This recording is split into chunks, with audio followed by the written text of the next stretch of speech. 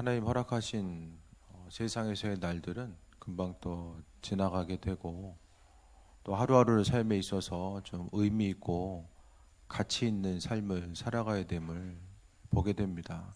순간순간 모든 상황들이 다 지나가고, 이제 가진 것이 있으나 없으나, 또 몸이 건강하나 그렇지 못하나 다 순간이죠. 있어도 순간이고 건강해도 순간이고, 다 정말로 새벽 이슬과 같이 사라질 수밖에 없는 것이 또 우리의 삶의 연속이라는 것에 대해 생각했을 때에, 하나님께서 허락하신 그 소중한 시간들을 어떻게 보내면서 또 어떻게 어디에 중심을 두고 나아갈지를 또 온전히 바라볼 수 있게 되기를 바랍니다.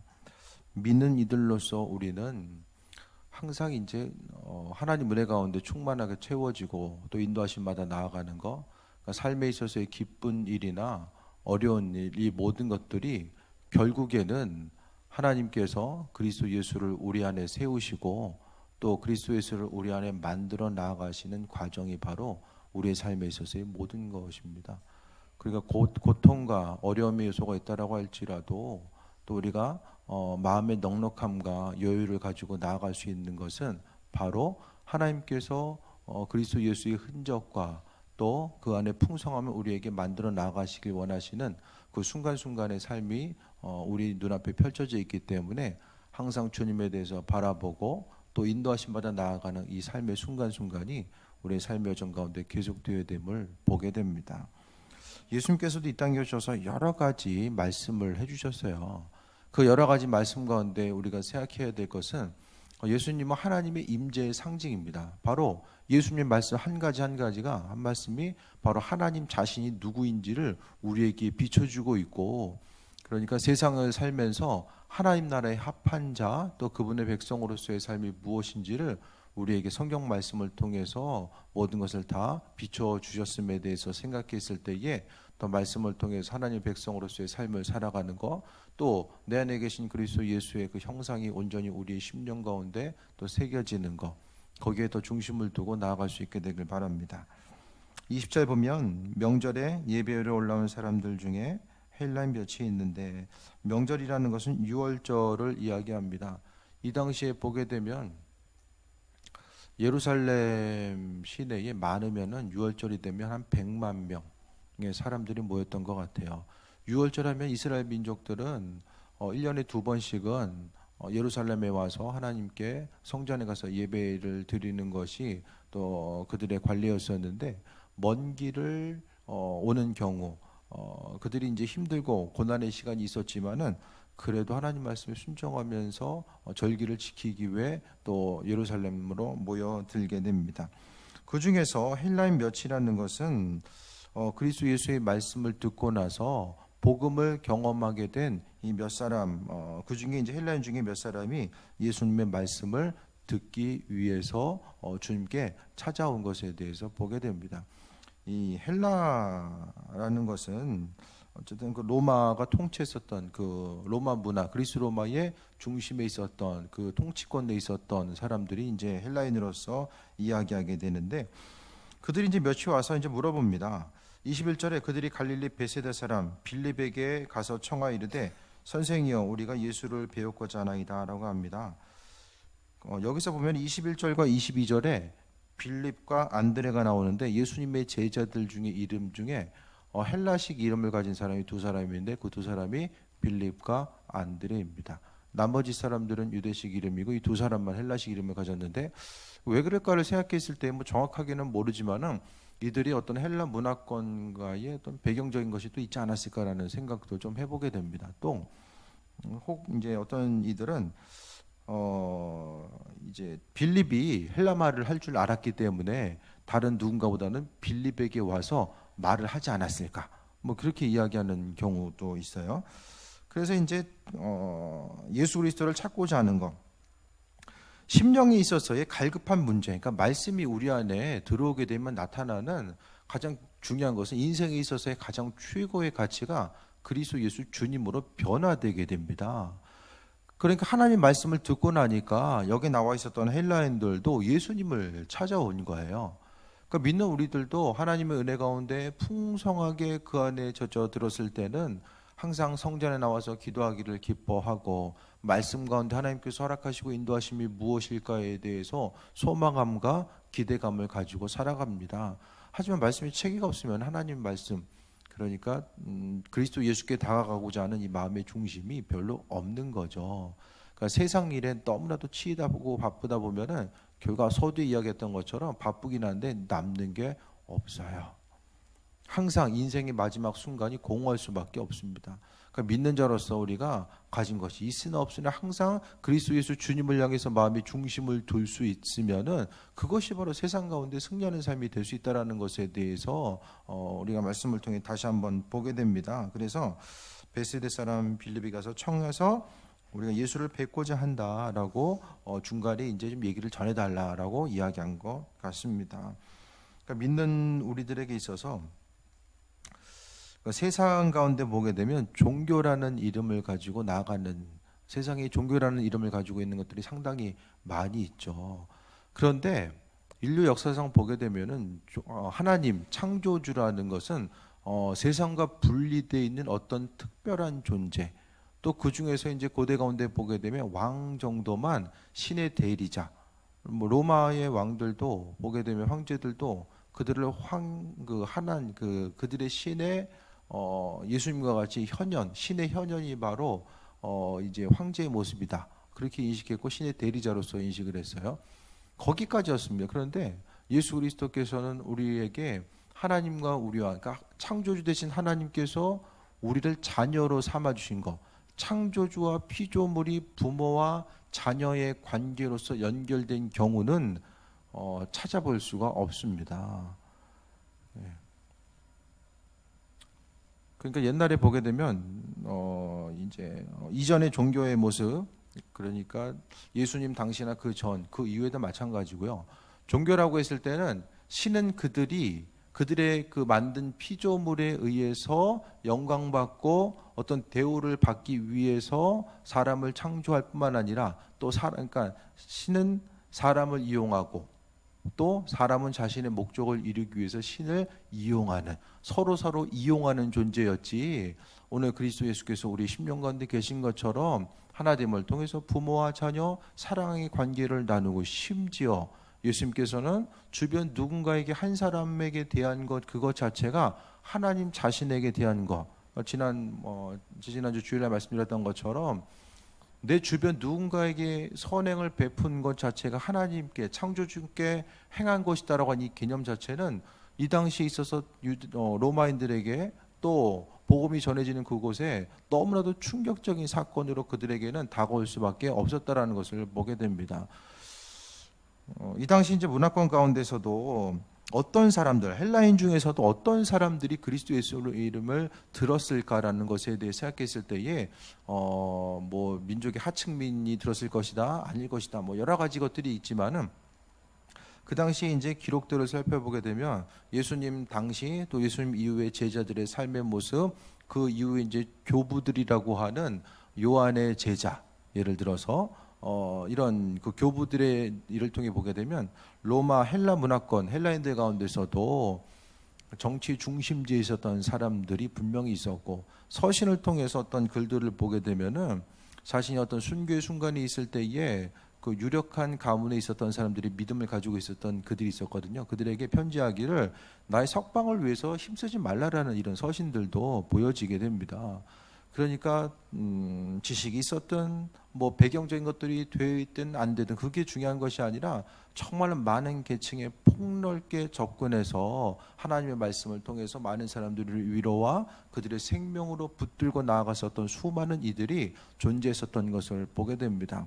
여기 있는 헬라인 한 사람, 유대인들도 아닌데 헬라인이 먼 길을 오게 되죠. 이 당시에 움직인다라는 것은 정말 생명의 그 안전을 보장받을 수 없는 그런 환경 가운데서도 움직이게 되고, 그리고 예수님께 오게 됩니다. 그래서 22절 보면 빌립이 안드레에게 가서 말하고 안드레와 빌립이 예수께 가서 여쭈니, 23절에 예수께서 대답하여 이르시되 인자가 영광을 얻을 때가 왔도다라고 말씀하고 있습니다. 그러니까 헬라인이 보러 왔는데 예수님께서는 또 나름대로 가지고 있었던 생각을 말씀하고 계세요.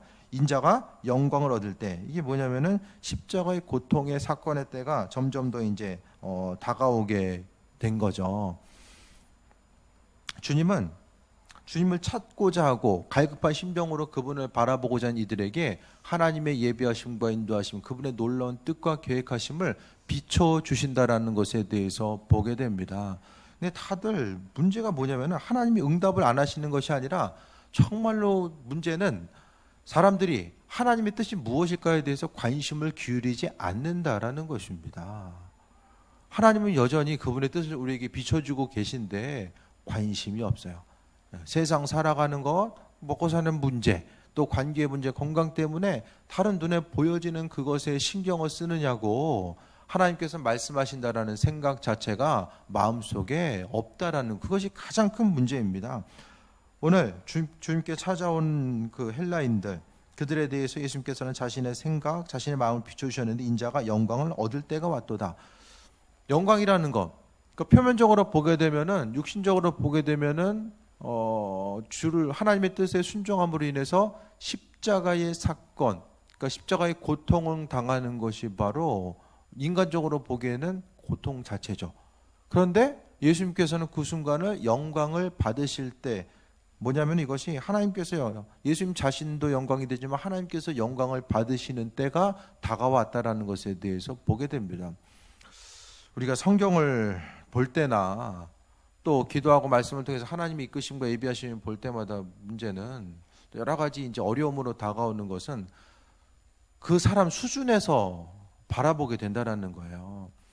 우리는 그 어떤 1차원과 2차원에 익숙해 있는 사람은 그것만 볼 수 있는 사람, 그러니까 머리의 생각 속에서 예를 들어서 1차원과 2차원만 볼 수 있는 사람은 3차원의 세계가 무엇인지를 모르죠. 경험한 적이 없으면 모르는 거예요. 그러니까 뭐 예를 들어서 영화를 보더라도 뭐 2차로 이렇게 펼쳐지잖아요. 그 스크린 자체가. 근데 이제 뭐 안경 쓰고 이렇게 보게 되면은 입체 영상을 이제 보게 되잖아요. 그러니까 입체 영상이 무엇인지를 모르는 사람들은 이것에 대해서 아무리 설명을 해줘도 감흥이 없는 거예요. 그래서 2차만 1차, 2차만 아는 사람들은 3차원의 세계를 바라봤을 때에 그것을 이해하고 받아들일 수가 없는 거죠. 3차원의 세계를 넘어서 이제 4차원의 세계, 4차원에 우리가 큐브 있잖아요, 큐브. 애들 장난감으로 하는 거. 입체와 입체가 모아진 것이 이제 4차원의 세계입니다. 근데 중요한 건 하나님의 세계는 3차원, 4차원, 5차원을 넘어서는, 시공간을 넘어서는 하나님의 무한하신 창조와 능력, 온 우주를 창조하신 하나님의 능력 자체가 이 세상 가운데 펼쳐져 있다는 거예요. 그러니까 기껏해야 우리가 볼 수 있는 것은 1차, 2차, 3차 세계만 보고 알 수 있는데 그것을 바탕으로 해서 하나님의 일하심에 대해서 우리가 바라보려고 하니까 도무지 하나님의 일하심 자체가 이해가 안 되고, 오늘 십자가의 사건 자체가 영광이라고 한다? 이것이 어렴풋하게 주님께서 하나님 말씀에 순종하심을 통해서 그것이 영광이 됐나 보다. 우린 단순히 그렇게 지식적으로 또는 어렴풋이 바라보면서 나아가지만은 그 중심, 이 말씀, 예수 그리스도의 말씀, 그러니까 성경 전체를 통한 주님의 말씀 가운데서는 문자적으로 나타나는 것보다 훨씬 더 깊은 온전한 가치, 성경 한 구절에 우주보다 더 풍성한 그 가치가 그 안에 담겨져 있다는 거. 왜냐하면 말씀 한 구절 한 구절이 바로 하나님 자신이기 때문에 이 모든 것이 성립할 수 있다는 것에 대해서 보게 됩니다. 그래서 인자가 영광을 얻을 때 사람들이 보기엔 예수님 고난당하고, 그 당시에 보면은 뭐 드다라는 사람이라든지 또 어떤 다른 많은 이들, 스스로 메시아라고 했었던 많은 이들이 왔다가 그냥 죽어간 사람들이 있었거든요. 그러니까 예수님께서 십자가 사건을 감당했을 때 수많은 사람이 그들 중에 하나구나라고 여겼을 거예요. 그런데 하나님 보시기에는 온 인류를 죄에서 구원하시고자 하는 하나님의 이 광대하신 뜻과 예비하심이 그 안에 담겨져 있는 것이고, 그 십자가의 사건은 어떤 한 사람이 십자가 사건에서 고통당한 그 사건이 아니라 하나님의 인류 구원, 창조주의 온 우주 만물을 구원하시기 위한 놀라운 계획과 그것을 통해서 인류를 구원하심으로 말미암아 하나님께서는 영광 받으신다라는 것에 대해서 보게 됩니다. 여러분의 삶의 자리로 돌아왔을 때에 여러분 무엇이 영광입니까? 오늘 예수님께서는 고난을 영광이라고 말씀하고 있는데 세상 가운데 여러분이 경험하고 있는 영광은 무엇입니까? 사람들은 본성 가운데 남과 이렇게 비교해서 조금 더 우월할 수 있는 무엇인가를 가질 때에 그것을 영광이라고 생각하고 착각하면서 살아갑니다. 눈에 보이는 것, 1천, 2천, 3천의 세계에서는 눈에 보이는 게 중요하죠. 근데 중요한 것은 그건 다 허무하고 헛된 것이라는 것. 하나님의 차원, 그분의 생각을 통해서 모든 것을 바라보게 되면 우리가 얼마 가지고 있고 얼마나 건강한지 하나님 보시기에 중요할 것 같습니까? 하나님의 차원 가운데 봤을 때에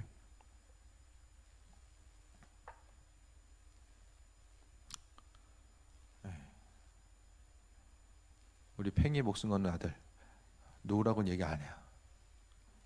근데 애들은 팽이가 제일 중요한 거죠. 그 수준에 있어서 팽이가 중요해. 근데 어른들 보면은 팽이는 그냥 팽이에요. 애들은 팽이가 아니에요. 삶의 일부분이야. 근데 조금 더 시야를 높여서 보다 보면, 다른 차원에서 좀 보다 보면은, 쉽게 말씀드리면 그런 거죠. 우리의 삶에 있어서의 하나님께서 그리스도께서 영광을 받으실 때가 왔다라고 이야기하는데, 우리에게서 영광은 무엇인가? 하나님은 여러분의 무엇을 통해서 영광 받으십니까? 사실 본질적인 차원에서 보면은 내가 무엇을 하든 안 하든 하나님의 영광과는 그렇게 본질적으로 가면 차이가 별로 영향이 없을 수도 있어요. 내가 뭘 더 잘해가지고 하나님께서 영광 받으시고 못해가지고 아니고, 본질적으로 보게 되면은 하나님 자신이 내 삶의 어떤 행동에 따라서 영향을 받으시는 분이십니까? 내가 뭘 좀 더 해드리면은 그분께서는 더 높아지시고 영광 받으시고, 뭐 좀 안 하면은 좀 그분이 좀 곤란한 상황에 놓일 수밖에 없습니까? 물론 우리를 통해서 우리가 있기 때문에 하나님이 하나님 되심도 분명하게 있지만은, 이 본질적인 것 가운데서 하나님과 우리와의 관계성 자체가 이 사랑함의 관계가 아니면은 이 관계가 성립이 될 수 없다라는 거예요. 하나님 우리를 창조하셨기 때문에 하나님께 찬양하고 주께 무엇인가라도 좀 할 수 있는 것 자체가 하나님께 그래도 좀 기쁨을 드릴 수 있는 어떤 것이 될 수 있는 것은 하나님의 관심, 그 본질적으로 이야기하면 그 사랑 자체가 우리에게 있기 때문입니다. 관심이 없으면 아무리 좋은 건 있어도, 누가 좋은 거 준다라고 해도 관심이 없으면 내 인생에서 별로 의미가 없잖아요. 그러니까 하나님께서 우리를 소중하게 여기시는 것 자체는 그분의 사랑에 근거한다라는 거. 그러니까 믿는 자라 소리가 가장 하나님께 할 수 있는 최고 현실은 그분을 사랑하는 거. 그럼 그분을 어떻게 사랑하냐? 그거를 이제 24절에 이야기하고 있는 거예요. 내가 진실로 진실로 너에게 이르노니 하늘의 밀이 땅에 떨어져 죽지 아니하면 하늘 그대로 있고 죽으면 많은 열매를 맺느니라라고 합니다. 그러니까 이것은 우리에게 있어서의 어떤 사랑과 선행의 문제도 이야기하지만 그 본질적인 것 자체는 하늘의 밀알이 땅에 떨어 죽는다라는 것은 바로 예수 그리스도의 사역을 이야기합니다. 그분께서 밀알이 되어서 죽으시고 피 흘리시고 죽으심으로 인하여서 우리가 생명을 얻은 것, 그것 자체에 대해서 말씀하신 거예요. 그러니까 예수님께서 이 땅에 오신 것 자체, 하나님께서 우리에게 예수님 보내주지 않고 니네 힘들었구나, 내가 더 용서해 줄게, 어떤 예언자의 선포를 통해서 선포할 수도 있었겠죠. 하지만 하나님께서 아들 예수 그리스도를 이 땅에 보내주셨어요. 왜 보내셨을까? 구약의 내용을 보게 되면 죄사함에 있어서는 피 흘림이 있어야 죄사함이 있다, 뭐 그런 의미성도 가질 수 있겠지만은, 뭐 여러 가지 이야기할 수 있겠지만은, 가장 중요한 건 하나님의 사랑이 우리의 삶에 다가오는 것, 그러니까 그분의 사랑의 크기가 얼마만큼인지 우리에게 비춰주신 거예요. 그래서 우리에게 비춰주신 그 사랑을 통하여서 우리도 서로 그 사랑에 근거해서 어떤 삶을 어떻게 살아야 되는지, 그 부분을 우리에게 비춰주고 있습니다. 또 한 가지는 그 죄의 문제, 사람이 생각하는 이 죄, 우린 자기 죄에 대해서 너무나도 너그럽거든요. 근데 그 죄가 주는 문제가 얼마나 큰 것인지 아들 예수 그리스도를 통해서 피 흘림을 경험하게끔 하기까지 이 죄가 크고 두렵고 무서운 것이다라는 것을 우리에게 알려주시기 위한 목적이었음에 대해서도 볼 수 있어요. 그러니까 예수님을 통해서 그 온전한 사랑, 하나님은 말로만 사랑할 게가 아니라 그리스도 예수를 통해서 우리에게 비춰줬어요. 결국 예수님은 하나님의 임재의 상징입니다. 예수님을 통해서 그분께서, 창조주께서 이 땅에 오신 거예요.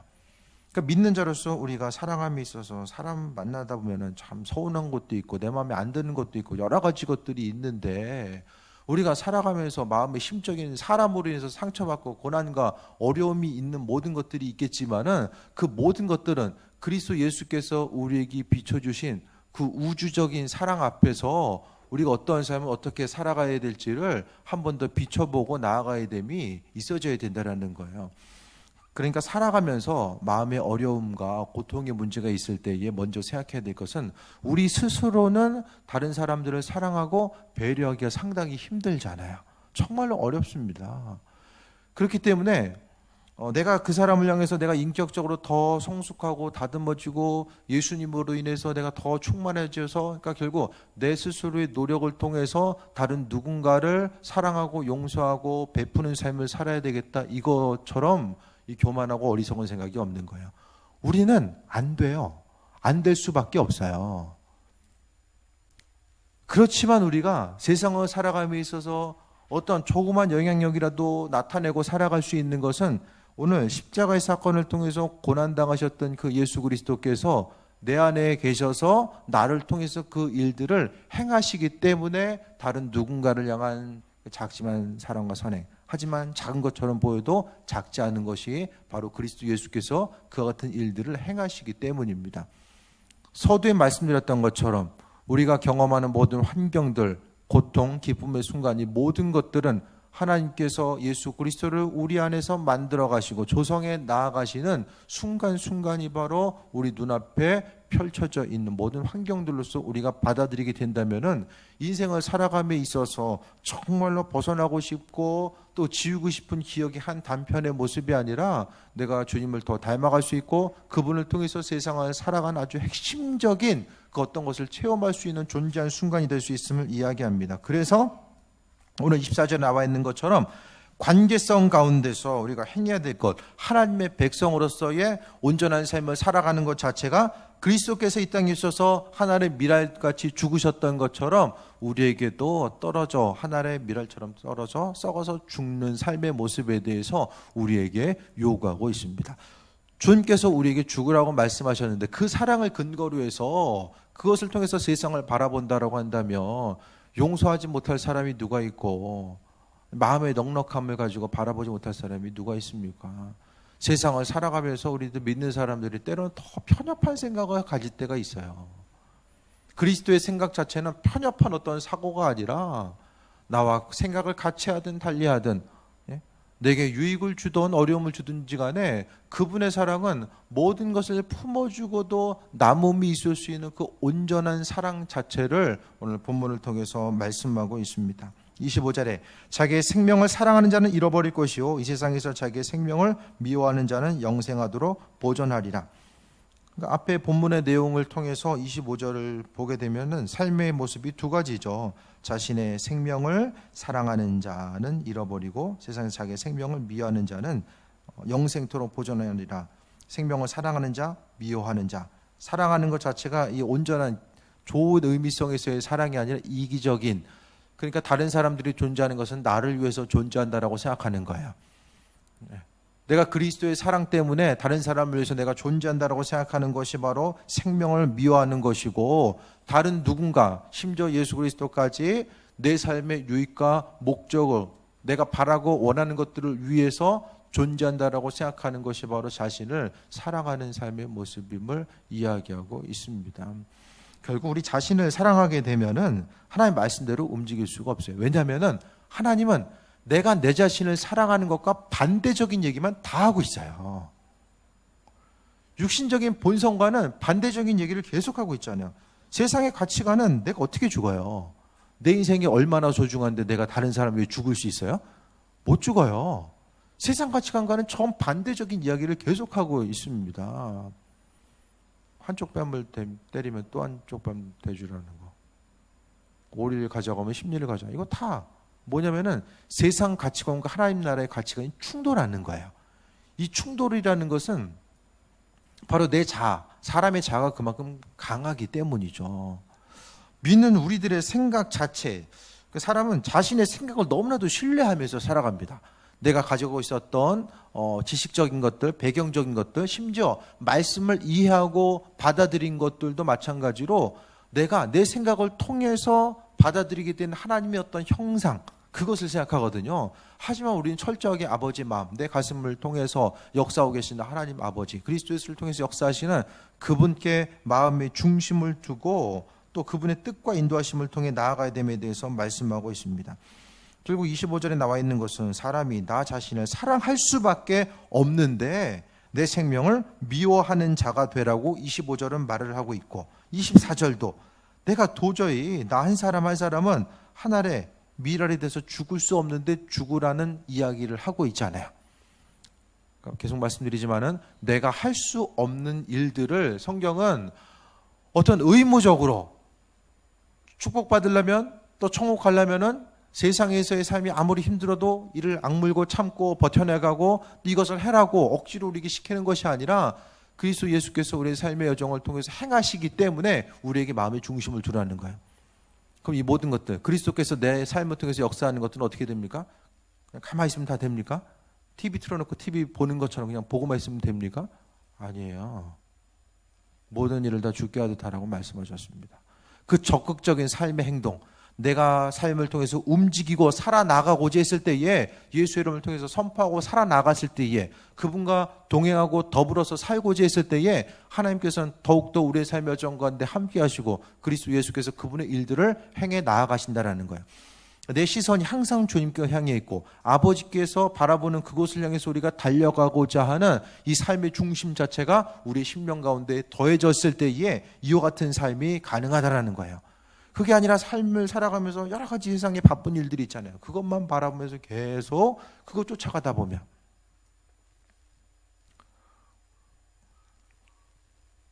최고의 가치는 주님과 동행이에요. 동행하고 있으십니까? 날마다 동행하십니까? 그분과 동행함에 있어서 방해받는 일들이 무엇입니까? 빨리 해결하셔야 됩니다. 주님과 동행함에 있어서 방해되는 것들이 무엇인지를 해결해야만 합니다. 주님과의 관계성을 방해하는 것은 100% 사단이 하는 거예요. 사단은 혼자 일합니까? 내 심령의 약한 부분을 긁으면서 이제 같이 일해요. 사단이 손을 내밀었을 때 내가 잡아주니까 일하는 거죠. 내가 반응하지 않으면, 하나님 말씀에 살아있는 자, 하나님 말씀이 아닌 것은 우린 죽은 자가 되어야 돼요. 죽은 자는 반응하지 않잖아요. 끊임없이 눈에 보이는 게 반응하니까 주님과의 관계 수영역들은 점점 뒤로 밀립니다. 그럼 나중에 다른 사람 탓할 수 없어요. 하나님께서 우리에게 은혜 더하시고 인도하셨기 때문에 우리 몫이에요.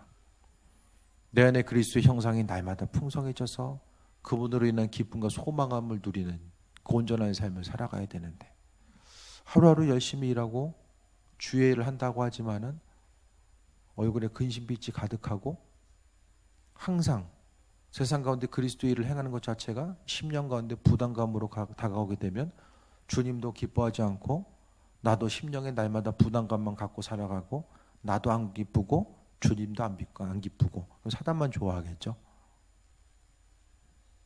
내 인생이 행복해야 되는데 그 행복이라는 것은 눈에 보이는 환경이 주는 행복은 좀 줄 수 있어요. 근데 금방 지나가요. 내 안에 계신 그분께서 허락하신 영원한 생명과 인도하심의 중심을 둬야 됩니다. 26절 봅니다. 사람이 나를 섬기려면 나를 따르라. 나 있는 곳에 나를 섬기는 자도 거기 있으리니 사람이 나를 섬기면 내 아버지께서 그를 귀히 여기시리라 라고 합니다. 주님을 따르는 삶. 주님을 따르기 위해서는 어떻게 하라고 했어요? 주님을 따르는 삶의 모습 자체. 믿는 자로서 내 것을 다 가지고는 주님을 따를 수가 없어요. 예수님께서 제자들에게 있는 거 버리고 뒤를 돌아보지 말라고 말씀하셨잖아요. 걸리는 게 많으시죠? 주님 따라가려고 하니까. 언제까지 달고 다니실 거예요?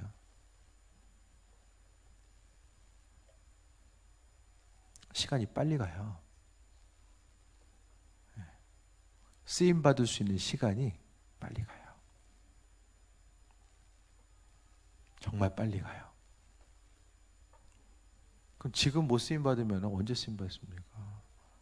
쓰임 받는다는 게 다른 것이 아니라 주의를 막 나가서 전도 열심히 하고 그 차원의 것을 이야기하는 것이 아니라 주님과의 온전한 동행이에요. 주님께서 마음 허락하셔서 너 나가지 말고 집에만 있어라. 그 마음 주시면 그대로 믿음으로 순종하는 거죠. 나가서 전도해라. 마음 주시면 또 열심히 나가서 전도하는 거고요. 그러니까 내 인생 자체가 하나님 말씀 앞에 반응하는 게 주님 따르는 거죠. 누구 따라가고 있습니까? 여러분 인생 자체는.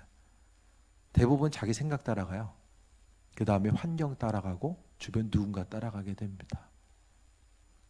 신앙생활 자체가 보면은 어떤 의무적인 것을 못하는 사람이 있고 의무적인 것만 하는 사람이 있고 또 의무적인 거 넘어서서 하나님께서 은혜 주셨을 때에 기쁨으로 순종하면서 나아가는 경우가 있는 것 같아요.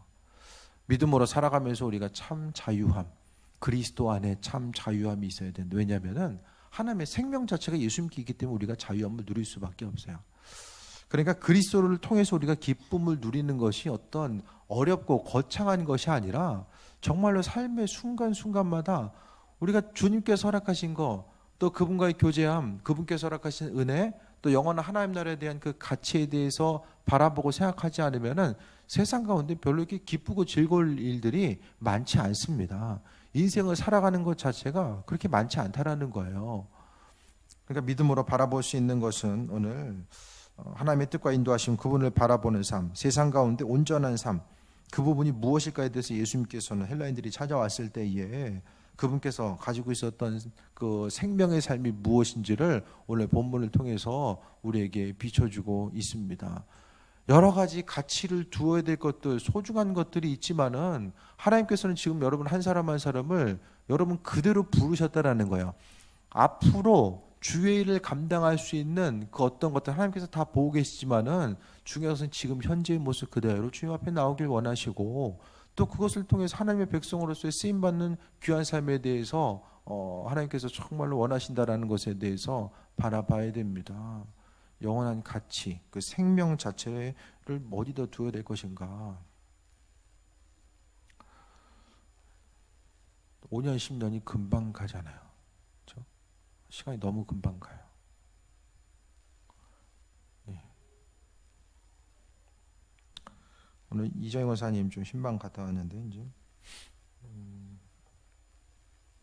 그 노년이니까 이제 삶이 좀 이제 마지막으로 이제 보고 계신 때잖아요. 네. 그때가 되면은 뭐가 있을까요? 더 내가 주의 일에 더 열심히 했어야 되는데, 더 열심히 살았어야 되는데, 뭘 고민할까요? 좀 그 삶과 죽음에 대해서 이제 많이 좀 생각을 해보게 되는데, 무엇을 고민할까요? 내가 더 전도했어야 되는데, 아니면은 내가 어떤 우리가 다 지금 보게 되면 우리가 두 발로 움직이지만 언젠가는 움직이기 힘들 때가 있을 텐데, 그 순간이 있을 때에 내가 더 주의 일에 힘쓰고 더 움직여야 되는데 못하고 있네. 그것 때문에 후회에 막 아쉬움을 갖고 그럴까요? 뭐 아쉬움 가진다고 할 수 있는 게 아니잖아요.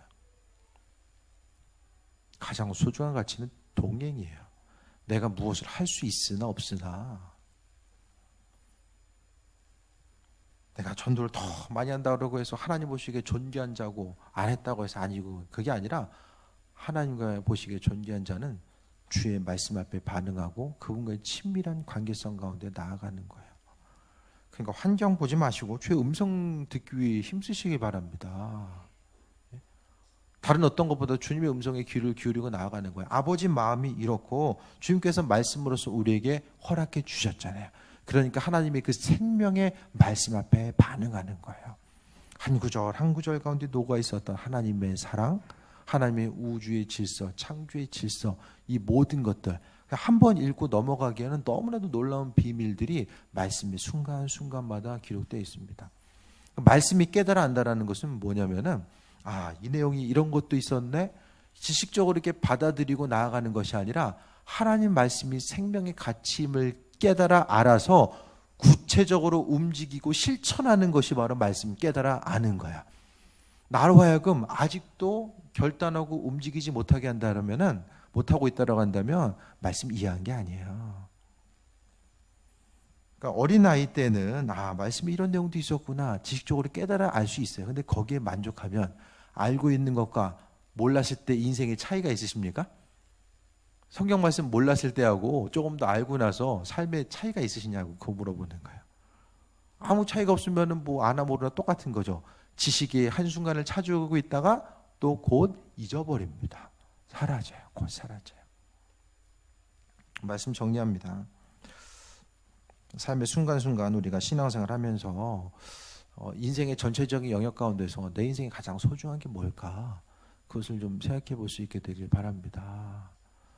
신앙인들은 말씀에 중심 두는 사람, 말씀에 생명을 두고 살아가는 사람들이 신앙인인데, 예수님께서 말씀을 통해서 어떤 삶을 어떻게 살아가야 되냐, 하나님 미랄이 되어서 그리스도 예수께서 썩어서 죽으시고 부활하셨던 것처럼 우리도 썩어야지만이 부활할 수 있다는 그 생명의 메시지를 우리에게 전해주고 있어요. 내 의의를 가지고 내가 더 다른 사람 섬겨야지, 저 사람이 힘드니까 내가 도와야지, 그것도 아니에요.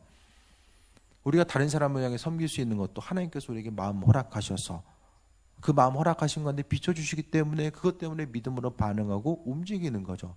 그러니까 결국 그리스도 예수를 배제한 채 내가 움직이고 행동하고 결단해서 하는 이 모든 것들도 또 하나의 교만함의 모습이고 죄의 모습으로 다가올 수 있어요. 나는 선행인데, 나는 착한 일한 것 같은데, 난 분명히 저 사람한테 도움을 주고 저 사람도 좋아했는데 그리스도 예수께서 그 안에 없고 그분의 마음과 인도하심 자체가 그 안에 없었으면은 주님과는 전혀 상관없는 삶, 그러니까 예수 그리스도와 관계없이 행한 모든 것들은 주님 보시기 합한 것이 아니다라는 것을 다시 한번 기억할 수 있게 되길 바랍니다. 삶의 순간순간마다 더 주님 의지하시고 26절을 통해서 나를 따르라고 말씀해 주셨습니다.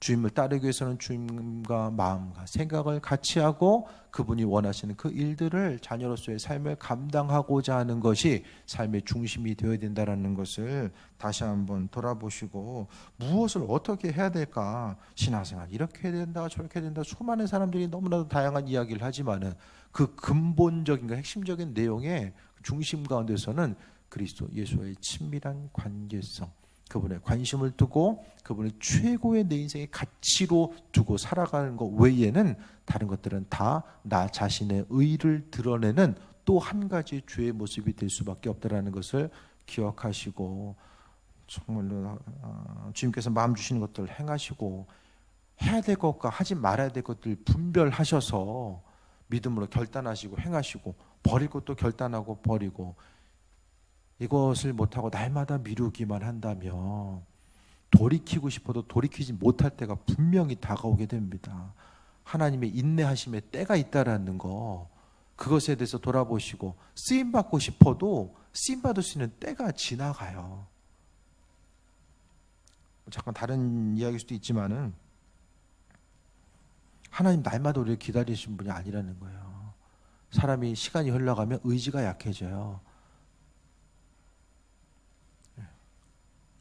사람의 의지가 약해지고 시간이 가면 갈수록 영적인 하나님 앞에 영적으로 우리가 더 나 자신을 쳐서 복종시키고 주님 바라보지 않으면은 눈에 보이는 거, 지금 눈에 보이는 것을 못 넘어서면은 나중에도 넘어설 수 있는 가능성이 크지 않다라는 거예요. 조금 더 우리가 일찍 부름 받아서 쓰임 받을 수 있는 것, 저도 마찬가지잖아요. 좀 일찍 부름 받았기 때문에 저도 생각해야 될 고민들 한 가지 한 가지 과정들을 일찍 경험하면서 이제 온 거잖아요. 여러분도 마찬가지예요.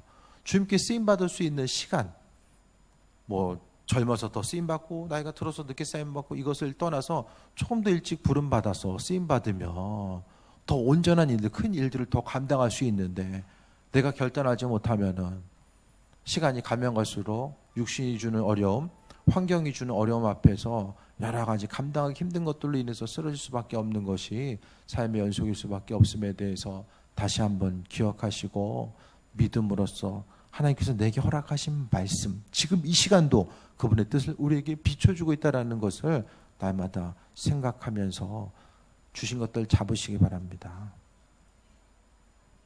근데 깨달아 알면서도 결단하지 못하면 끊어져요. 사람들과의 관계성에서도 얘기하잖아요. 맨날 이야기해도 그냥 별로 말에 관심을 기울이지 않으면 어떻습니까? 날마다 똑같은 얘기 계속합니까? 인격적인 하나님께서 사랑 가운데 우리에게 강조하시지만 그 말씀하심이 하나님 우리에게 사명 맡겨주심이 영원히 계속되지 않아요. 우리가 믿음으로 반응하고 한 가지 한 가지 반응할수록 그 다음 것들을 허락하시고 또 그 다음 것들을 허락해 주십니다. 내가 움직이지 않으면 하나님 억지로 끌어서 움직이는 분 아니라는 거예요. 믿음으로 결단하시고 정말 우린 할 수 없어요. 썩어질 수도 없고 나 자신을 미워할 수도 없어요. 난 할 수 없어요. 심지어 우리가 결단해야 되는 그것들도 우리 자신 할 수 없어요. 그분께 사로잡힌 삶, 그분의 은혜 가운데 충만히 나아가실 때에 비로소 우리는 그 모든 일들이 가능합니다.